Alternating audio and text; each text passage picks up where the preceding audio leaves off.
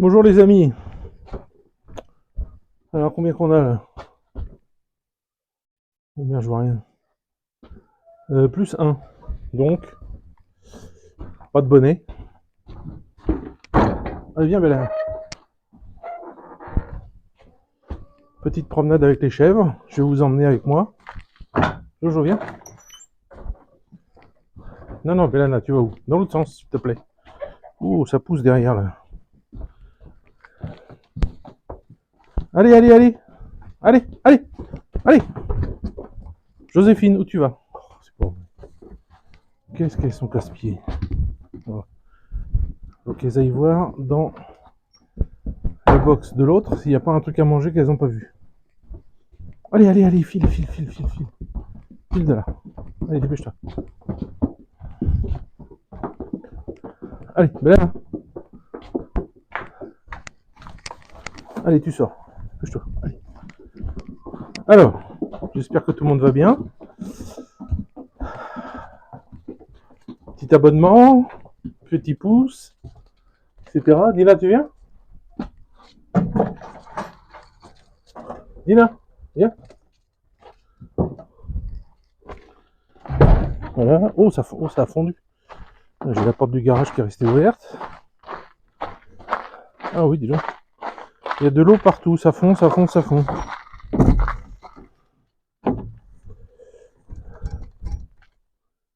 Voilà. Ça fond beaucoup aujourd'hui là.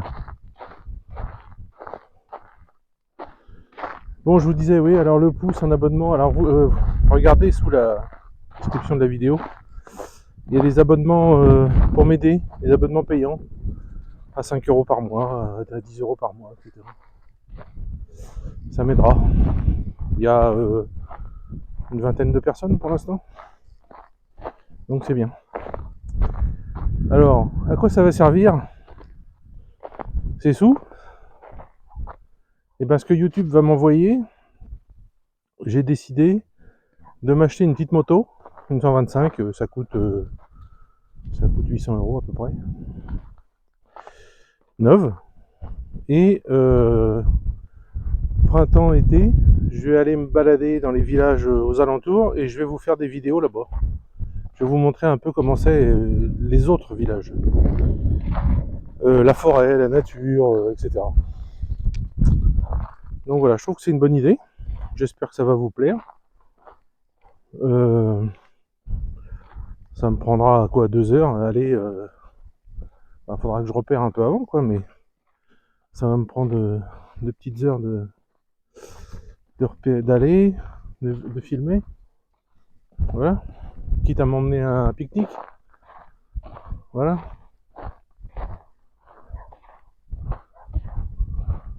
Il y a Angelina, la petite fille qui est aveugle, qui est dehors, qui prend l'air.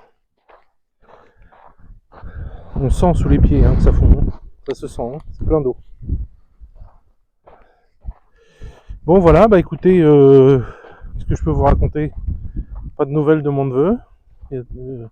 Comment je sais qu'il n'y a pas de nouvelles, c'est que je lui écris sur Contact, et sur Contact, quand la personne n'a pas vu votre message, je crois que sur Facebook c'est pareil, et ben ça vous dit qu'il n'a toujours pas vu votre message. Donc voilà, il n'a toujours pas vu mon message. Il n'a pas téléphoné. Bref. Alors, les femmes et les mères des soldats, pensez-y s'il vous plaît. Elles en ont besoin là. C'est important. Alors, je vais vous redire ce que j'ai répondu à quelqu'un ce matin qui a pas compris le but de tout ça. C'est pas pour envoyer de l'argent aux soldats. C'est pas le but premier. C'est pas pour vraiment envoyer des trucs aux soldats. Le but premier, c'est que d'utiliser cet argent pour que ces femmes qui ont leur mari et leur époux, leur mari et leurs enfants qui sont à la guerre, ne restent pas toutes seules dans leur coin, se réunissent. On a une psychologue qui vient. Si elles veulent lui parler, elle lui parle. Parce que c'est des moments très durs, vous imaginez. Dina qui court après les chefs, et les chefs qui jouent avec, incroyable. Donc c'est des moments très durs. Et Et il faut supporter tout ça, quoi. Donc en étant ensemble, ben, c'est mieux. Donc elles font des chaussettes, elles font des gants. Alors je vais vous dire un petit secret. Les chaussettes et les gants que l'armée donne aux soldats sont bien mieux que ce qu'elles font avec de la laine. Mais on leur dit pas. Personne ne leur dit. Elles les font.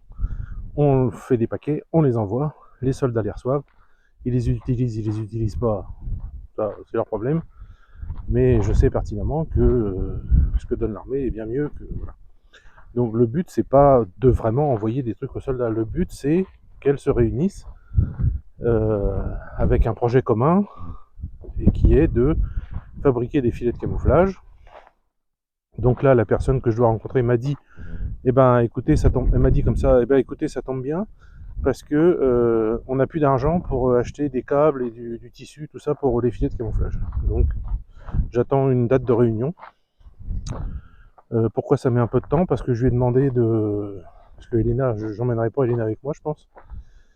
Donc je lui ai demandé de, parce qu'à chaque fois elle râle et tout ça, donc je lui ai demandé si elle avait quelqu'un qui parlait anglais ou au pire français ou au pire anglais pour traduire ce que je vais dire ou ce qu'elles vont me dire. Donc voilà. Alors, j'ai une longue annonce et je voulais vous parler un petit peu de la médecine en Russie. J'avais déjà fait une vidéo, mais je vais un petit peu l'étoffer. Dans le sens où je vais vous parler de la médecine que vous, pas des Russes, que les Russes peuvent avoir, mais que vous pouvez avoir en Russie. Alors, si vous avez un visa de résident, permanent ou temporaire, peu importe, RVP ou VNG, ou passeport russe évidemment, vous avez la médecine gratuite. Vous avez accès à ça.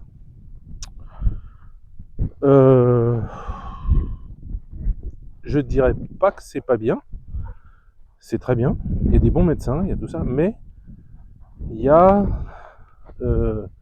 il faut arriver à 7h30 le matin et vous passez à 16h.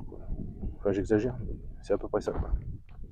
Et il y a plein de monde dans le couloir. Et l'hiver, on est habillé avec les manteaux chauds et c'est surchauffé et c'est désagréable et tout ça. Moi, ça me saoule. Deuxième solution, pour les étrangers, vous avez les hôpitaux, les médecins privés.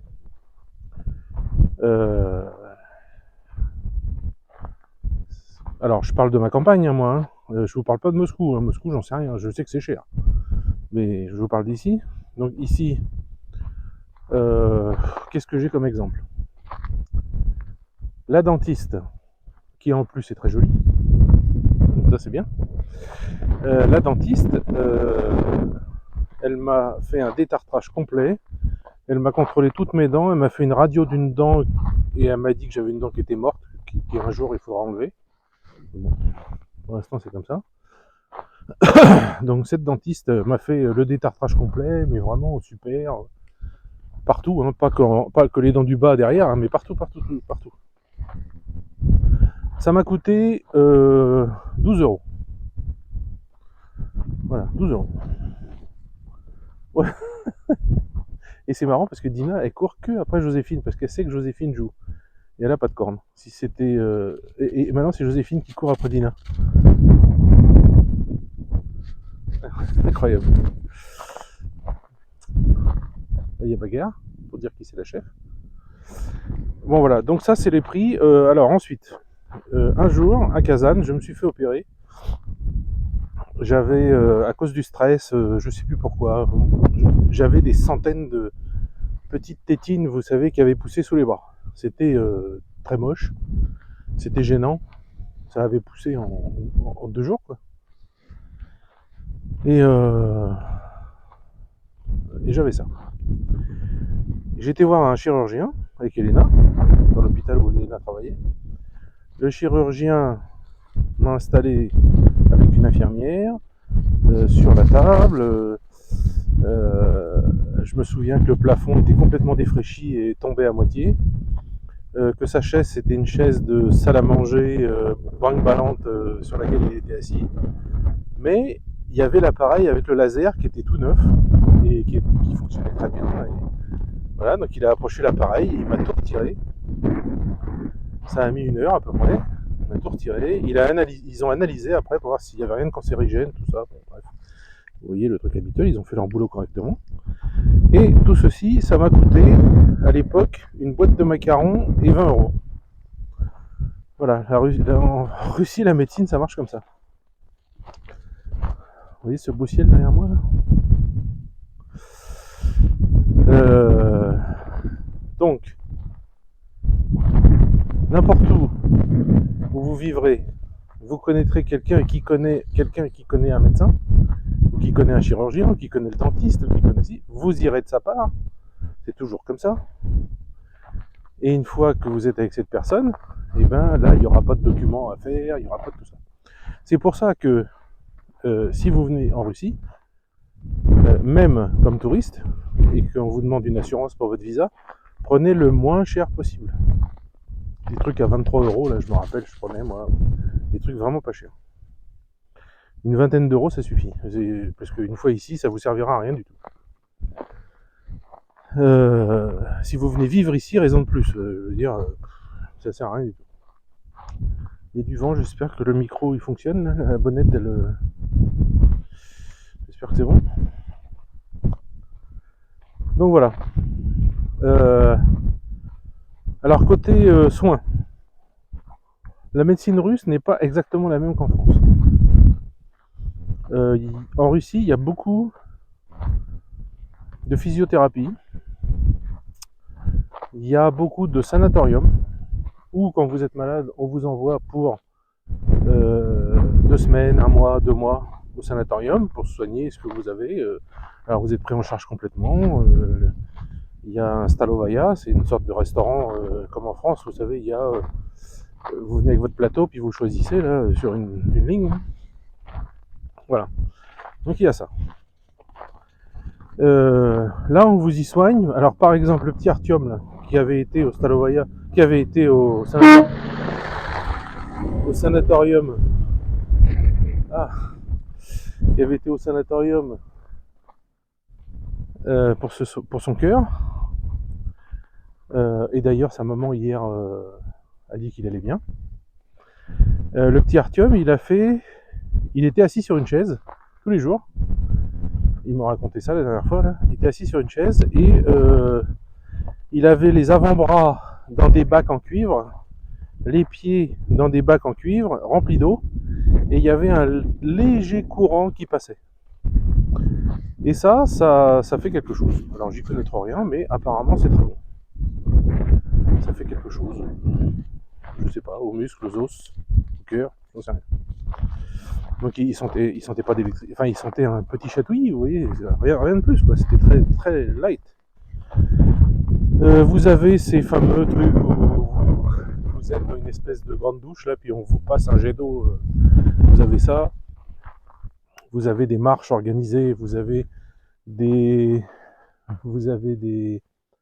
Vous pouvez, hein, en tant qu'étranger, il n'y a pas de problème, hein, c'est officiel, hein, vous vous trouvez sur internet, vous vous inscrivez, vous payez, et puis vous y allez. Hein. Vous pouvez le faire même maintenant. Hein. Donc il y a des trucs pour perdre du poids, donc ils font attention, ils vous apprennent bon, l'alimentation, ils vous font faire du sport. C'est ce qu'il me faudrait en fait. Qu'est-ce qu'il y a d'autre? Il y a la kiné, il y a tout, tout la médecine, chaque truc est différent. Joséphine, qu'est-ce que tu fais? Non, tu rentres pas. Reste dehors. Restez dehors un peu. Allez.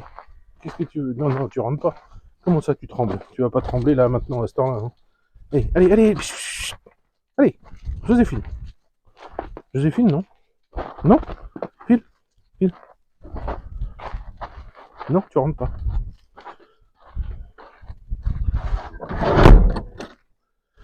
Donc voilà. Alors en Russie, c'est la même chose. C'est pour ça que je vous dis que la sécu, tout ça, enfin bon, il n'y a pas de ça. Tout ce qui est médicaments, vous achetez vous-même. Alors ça, par contre, il y a, sauf si vraiment c'est sous ordonnance, mais c'est rare les ordonnances en Russie. Les gens, vous pouvez aller à la pharmacie acheter tout ce que vous voulez. Elena étant infirmière, on ne va jamais chez le médecin. Et elle sait quel médicament faut prendre et tout ça, donc on achète les médicaments et puis voilà. Alors je dis non, je dis on n'a jamais été. Non, si à Kazan j'avais été voir pour ma tension et il m'avait donné des médicaments et, je continue à les prendre et je les achète sans ordonnance, sans rien. Il n'y a aucun souci. Tous les médicaments sont comme ça. Enfin, sauf les médicaments que les drogués pourraient utiliser. Là, il faut une ordonnance. Mais sinon, non. Vous avez des centres pour arrêter de fumer. À Kazan, il y en a, parce que Elena y a travaillé comme infirmière. Vous avez des centres, c'est le même pour les alcooliques, et vous avez le centre qui est le même pour les drogués. Donc là, c'est des médecins qui sont là en permanence, qui sont spécialisés, narcologues, narcologie, etc., et qui s'occupent de vous. Il y a des centres pour le diabète.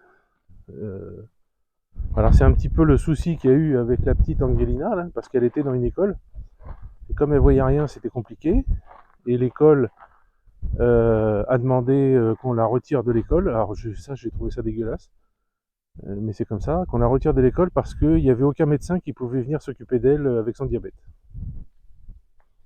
C'est l'excuse qui a été donnée.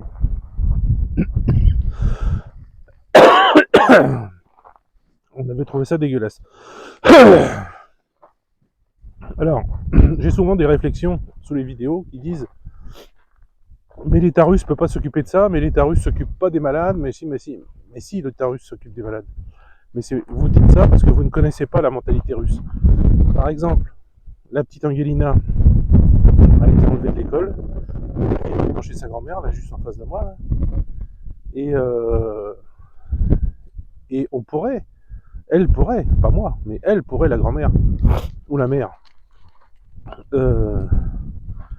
écrire, dire mais qu'est-ce que c'est que ça, c'est pas normal, et l'État ferait tout pour réparer cette erreur.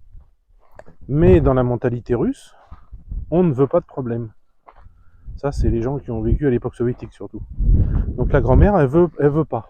Elle veut pas écrire, elle veut pas en parler à personne, elle garde sa petite fille, elle s'en occupe, c'est tout, terminé. Point barre. Et la gamine a dit à Elena il y a 2 jours, elle l'a vu, elle a dit moi je veux rien, bon avec son caractère que je vous ai déjà expliqué, moi je ne veux rien parce que je ne veux pas être un boulet pour mon pays. Alors Elena lui a dit mais t'es pas un boulet, qu'est-ce que tu racontes? Mais voilà ce qu'elle pense. Bon bref.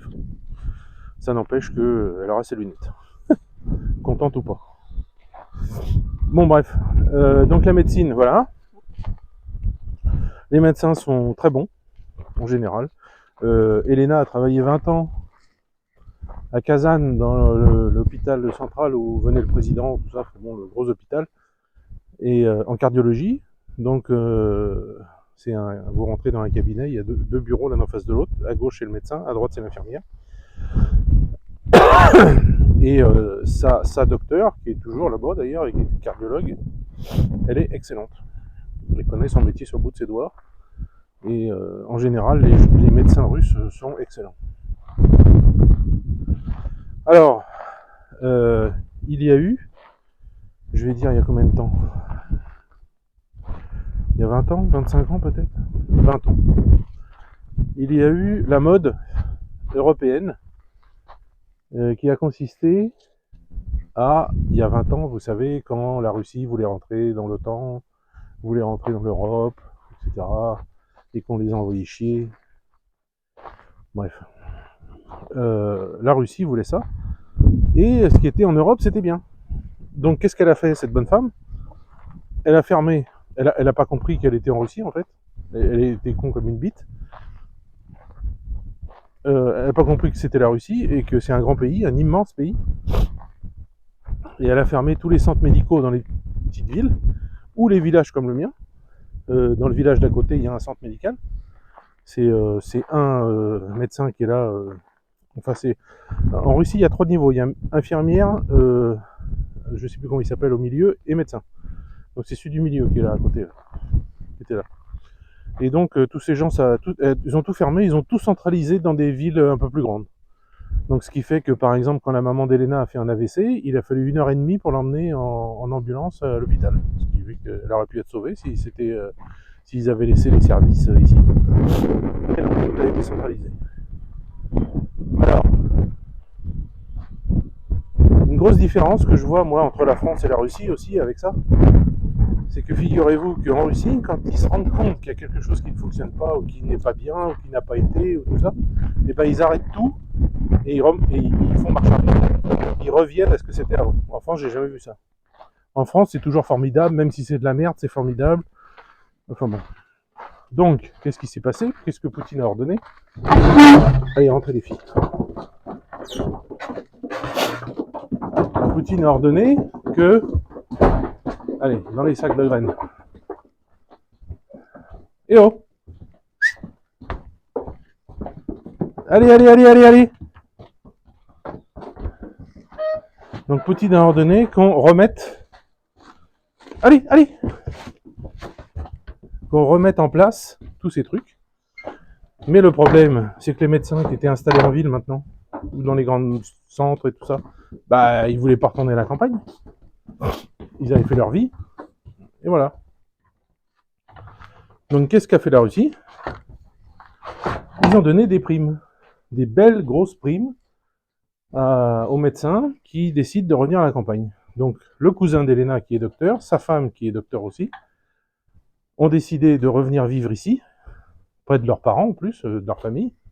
Donc ça tombait bien, puisque pour les Russes c'est hyper important ça.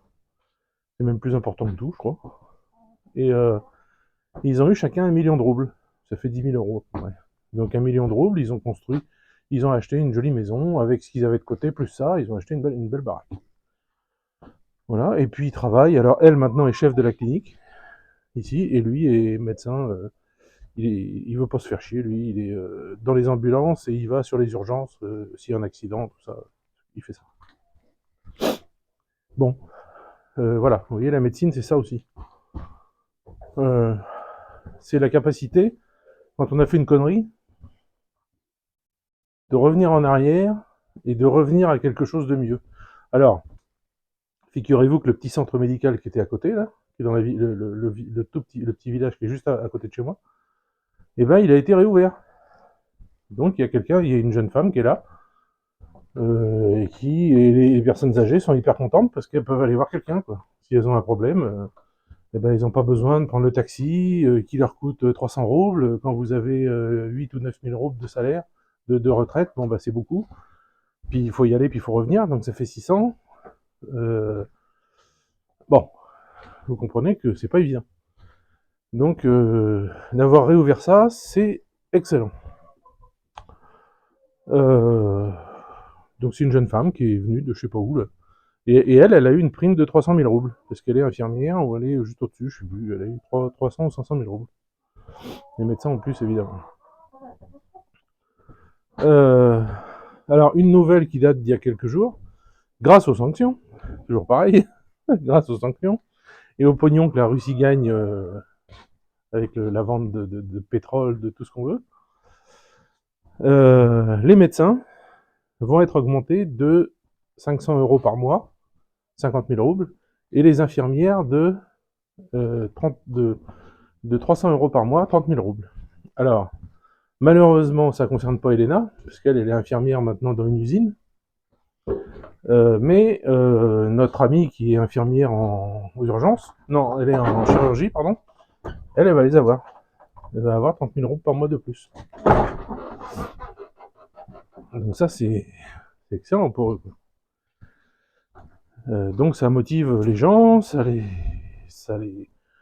fait revenir à la campagne avec des salaires corrects. Alors, en Russie, vous avez une chose un peu spécifique, c'est que depuis la nuit des temps, il faut toujours que dans la famille, il y ait une jeune fille qui fasse des études d'infirmière. Le but de sa vie, ça sera d'être infirmière, sachant que les infirmières ont des petits salaires aussi. Enfin bon, là, ça augmente, mais avant c'était comme ça, c'était des petits salaires Par exemple, le salaire moyen à Kazan, il y a 10 ans, c'était 20-25 000 euros par mois. Et Lena gagnait 11 000. Ah oui, c'était pas beaucoup. Donc, il y a une de ces femmes, jeune femme, qui fait des études d'infirmière. Pourquoi? Parce que le but dans sa vie, ça sera de soigner les grands-parents, les parents, les enfants qui naissent, etc., etc. Et elle devra, et les parents aident à ça des fois, elle devra se marier avec un homme qui a une situation qui permet de soutenir une famille complète. Voilà. C'est très présent. Je le vois beaucoup. Euh, les copines infirmières d'Elena, bah, c'est comme ça que ça se passe. Voilà. C'est un choix de vie que, que une des enfants fait. Avec plaisir, hein, souvent. Elles sont pas obligées non plus. Hein. Mais il faut, on lui explique, quand elle est petite, et tu seras infirmière, quand tu seras grande. Et puis, quand elle doit partir à l'école d'infirmière, bah, elle est contente. Parce que c'est le but de sa vie. Et puis voilà. Voilà, ça c'est un côté très famille. C'est une sorte de sacrifice pour la famille. Un sacrifice, vous comprenez. Vous avez un salaire, vous avez un métier intéressant quand même. Vous y consacrez votre vie, quoi. Parce que c'est l'infirmière, c'est pas, on fait pas infirmière comme on fait cantonnier, quoi. Enfin, infirmière, c'est important. Et voilà. Donc, ben voilà. Donc, la médecine en Russie, vous voyez, c'est très bien. C'est très bien. Il y a tout ce qu'il faut. Il y a des IRM, il y a des scanners, il y a des. Alors, je sais pas si c'est comme ça qu'on dit en français, mais ça a en russe, c'est tomographie. Le tomographe. Est-ce qu'on dit comme ça en français? Je ne sais pas. Mais il y a ça ici. Euh, L'espèce de gros bazar, le gros aimant, là, vous savez, on vous met complet dedans, puis il y a une imagerie de vous qui sort en 3D. Bah ça, on n'en a pas ici. Il faut aller à 300 bornes. Non, peut-être pas 300. Non, à 120 km d'ici, il doit y en avoir un. Là où ils ont emmené la maman Elena quand elle a fait son AVC. Et voilà. Voilà. Qu'est-ce que je pourrais vous dire d'autre? Eh ben, il y a pas mal d'infirmières qui ont pas quitté leur poste évidemment, mais qui ont pris une disponibilité pour partir sur le front pour soigner les soldats. Euh, des médecins, des infirmières qui sont partis volontaires pour partir en Ukraine. Donc bon ben quoi dire d'autre que bravo à elles, quoi. Même si peu importe du côté où on est, elles vont pour sauver des vies. Et elle s'occupe aussi bien des blessés ukrainiens que des blessés russes. Hein. Ça, mais les médecins aussi, hein. Y a pas de souci.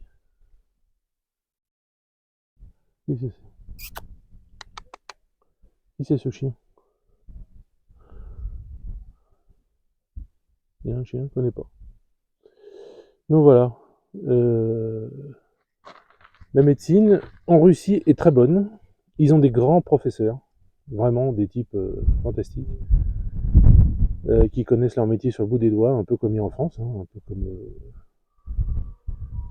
peu comme on a en France, un peu comme le professeur Raoult et avec la virologie, le mec il connaît son taf, quoi. Alors évidemment, il a dit des choses qui vont pas dans le sens où le gouvernement gagne du pognon à vous faire piquer pour que Pfizer il devienne riche. Puisque moi ce que je vois c'est que c'est ça le but. Hein. Puis là aux États-Unis, enfin bon, aux États-Unis, oui, il y a des procès en ce moment qui s'ouvrent et puis ils arrêtent, je sais pas quoi. Enfin bon, je sais pas trop regardé. J'ai suivi de loin, mais j'ai entendu parler de ça. Comme j'ai entendu parler hier, on m'a envoyé la vidéo d'une journaliste américaine, afro-américaine, qui a fait un sujet absolument phénoménal sur le fait que le président français vit avec un travelot. Ça, c'est excellent. Les preuves, les photos, tout quoi. Et si vous l'avez pas vu, regardez-le ce sujet parce que il est vraiment très très bon. Il est excellent. Il est sur le canal Telegram, sur le canal Telegram de la chaîne, il est dessus. Bon voilà. Bon bah écoutez, on est à combien là? Je suis à 30 minutes, donc ça va suffire. Voilà, je vous ai parlé surtout de la médecine. N'ayez pas peur en venant en Russie de la médecine. Même si vous avez rien, même si vous n'avez pas d'assurance, même si vous n'avez pas de sous, même si vous êtes les médecins, ils s'occuperont de vous. D'abord la santé des gens en premier. Après on verra. Après. Vous savez, ah oui, je vais vous dire un truc. Il y a une tradition russe qui continue. Hein, je sais que ça continue. Euh, les personnes d'un certain âge, surtout, quand elles vont voir le médecin, elles amènent toujours quelque chose. Même si c'est gratuit, même si c'est payant, on s'en fout, elles ramènent toujours quelque chose. Alors qu'est-ce que c'est que ce quelque chose? C'est une boîte de chocolat, c'est quand c'est les femmes, boîte de chocolat, des fleurs, euh, euh, bon, des napperons, des torchons. Bon, Elena elle a plein de trucs comme ça. Ah, des services à thé. Dans son appart à Kazan, il doit y avoir une quinzaine de services à thé. Qui ne sert jamais, hein. C'est des gens qui lui ont offert. Et quand c'est des hommes, eh ben, ils vous ramènent une cuisse de sanglier, un lapin, euh, une oie, euh, bref. Alors, deux petites anecdotes. Quand j'allais voir Elena dans son bureau à Kazan, il y avait un lit qui ne servait à rien, qui ne servait que si le patient se sentait mal et on l'allongeait là, mais sinon il n'en servait jamais. Et de ce lit, il descendait un grand drap jusqu'au sol.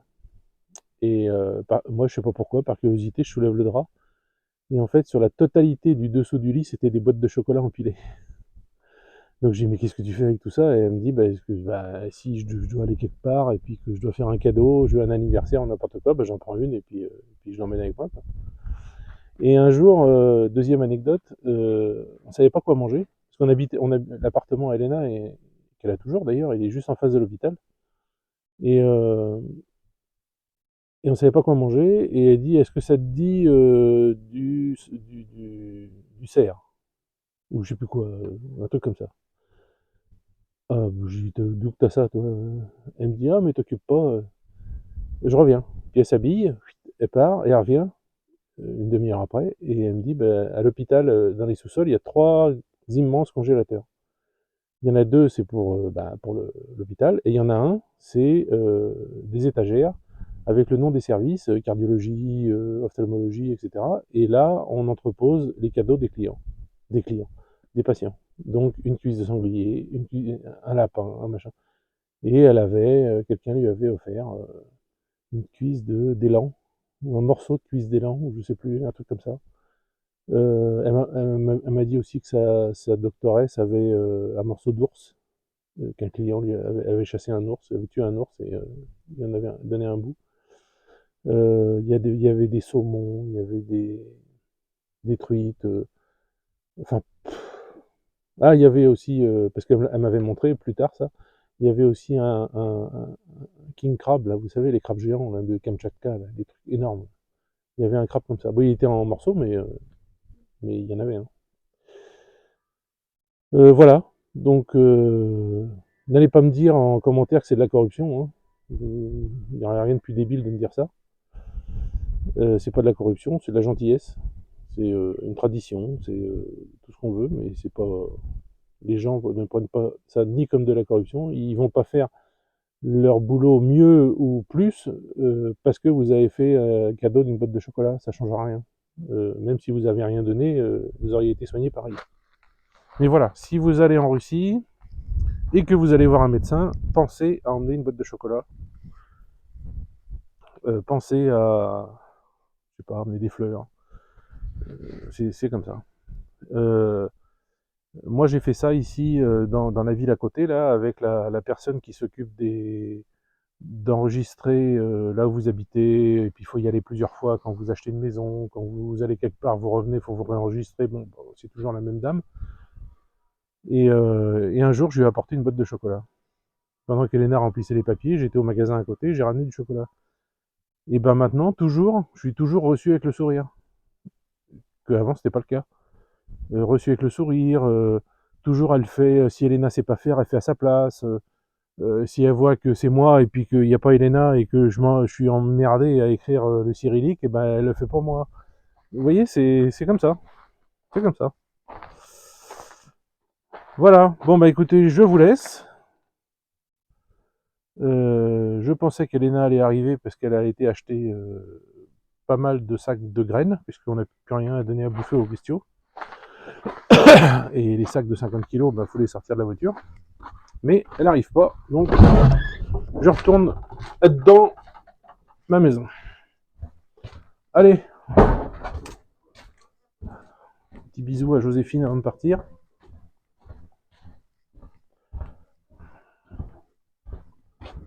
Oh, t'as une belle barbiche, Joséphine. Dis au revoir. Jojo.